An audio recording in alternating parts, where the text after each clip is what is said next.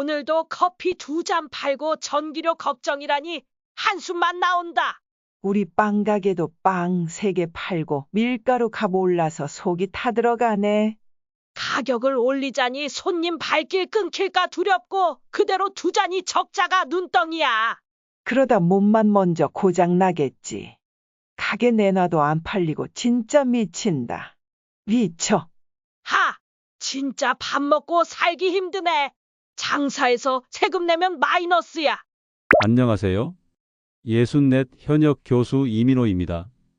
저는 대학 강단에서 경제학을 가르치지만 주말이면 낡은 메모지 한 뭉치를 들고 골목과 전통시장, 버려진 상가를 헤매며 자영업자, 어르신들을 만납니다.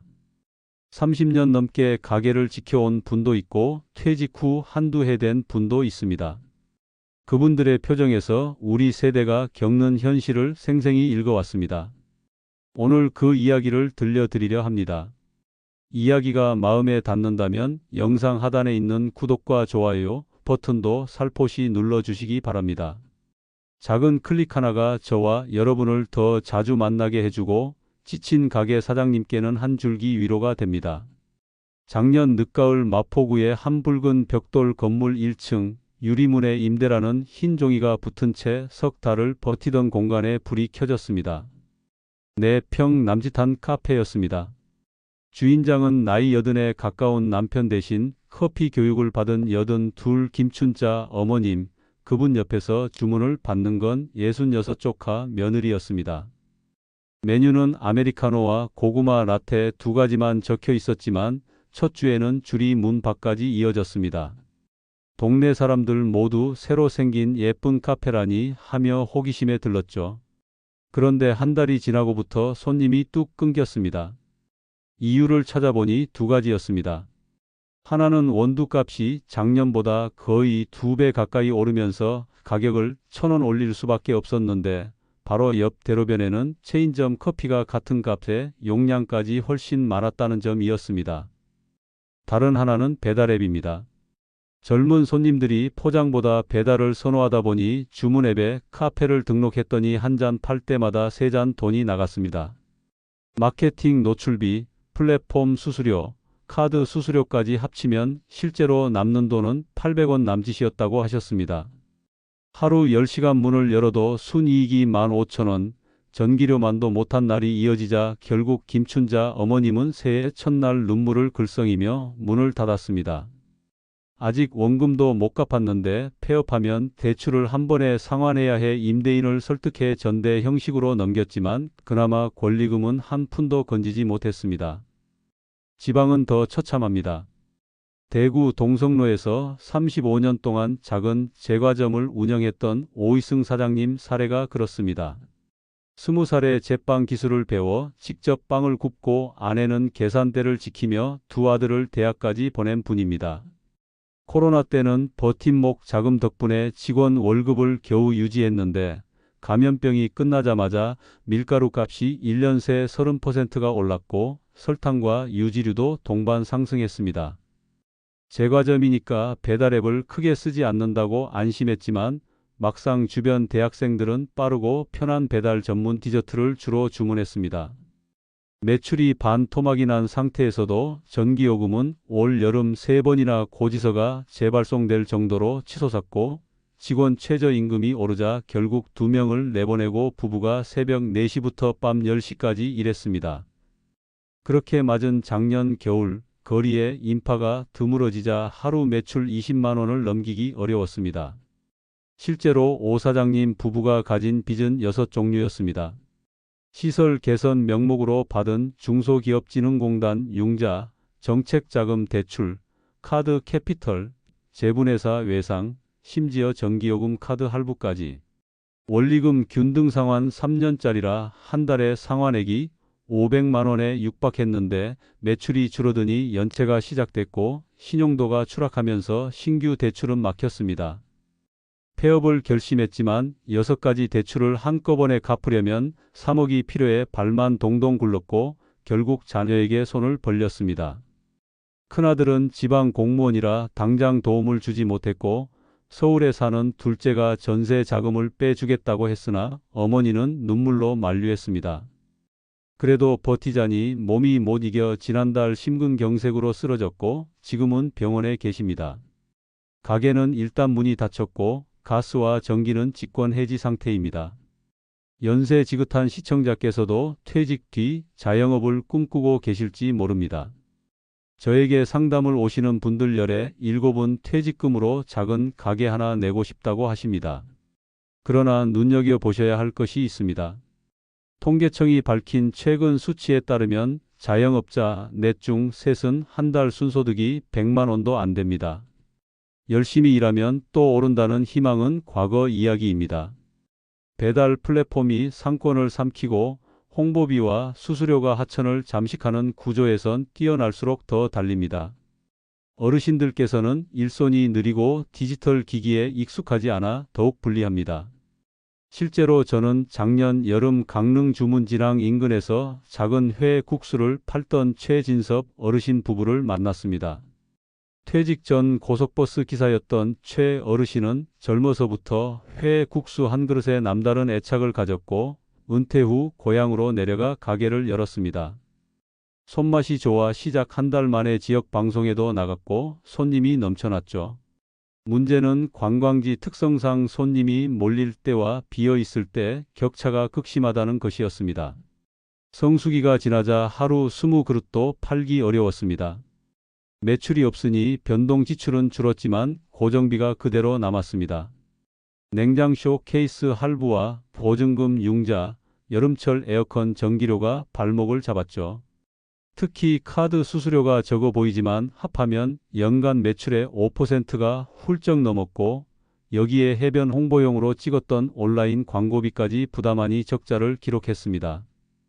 가장 뼈아픈 대목은 국수집 특성상 주로 현금 매출이 많은데 세무서에 신고하려고 장부를 작성해보니 장부상 이익이 없는데도 부가가치세와 소득세가 제때 나가야 했다는 점입니다.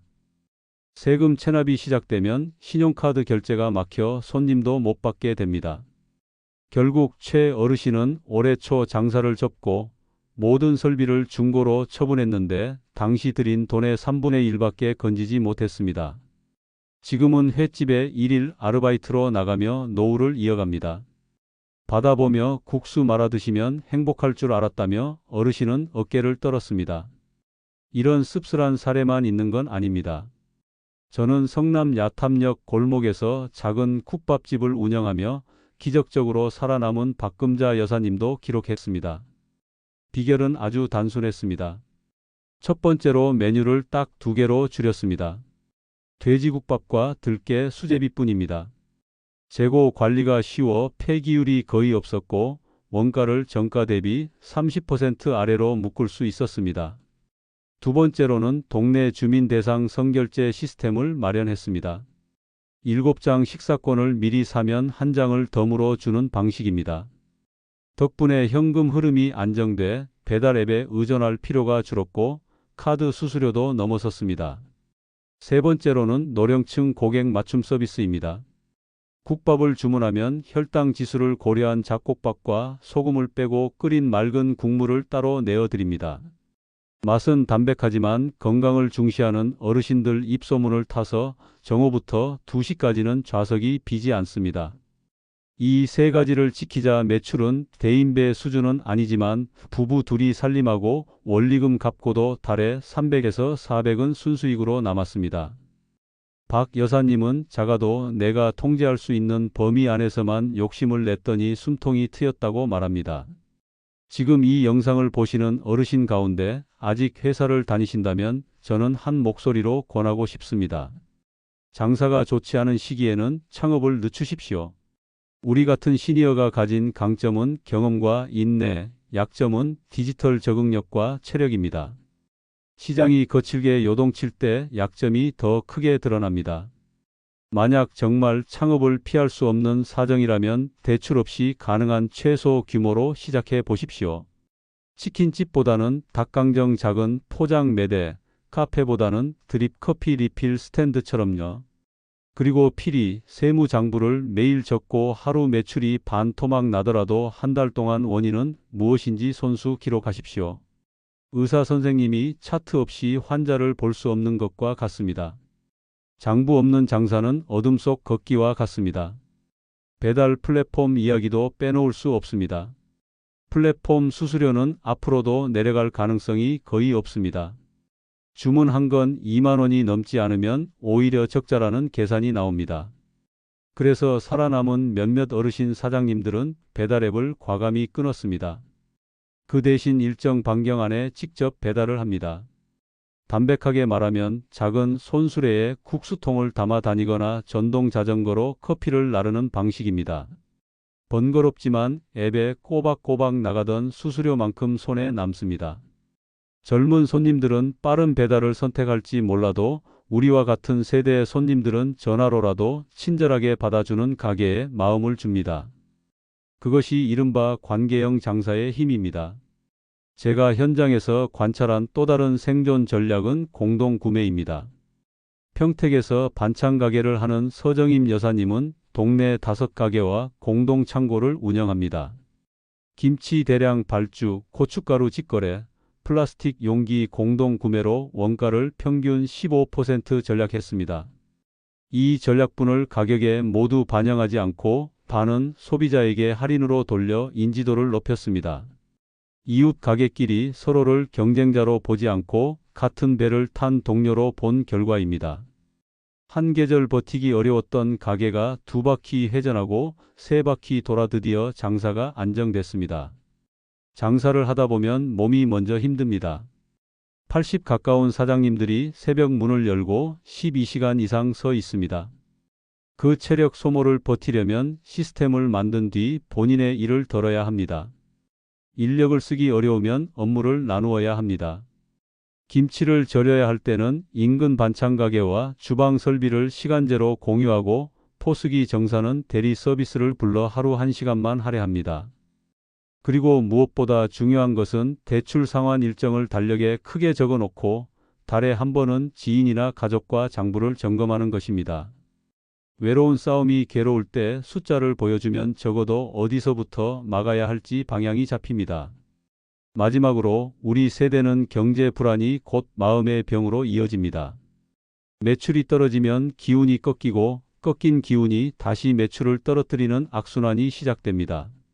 저는 연구실 상담실에 오시는 사장님들께 이렇게 말씀드립니다. 하루에 딱 30분 동네를 돌며 다른 가게를 구경하라.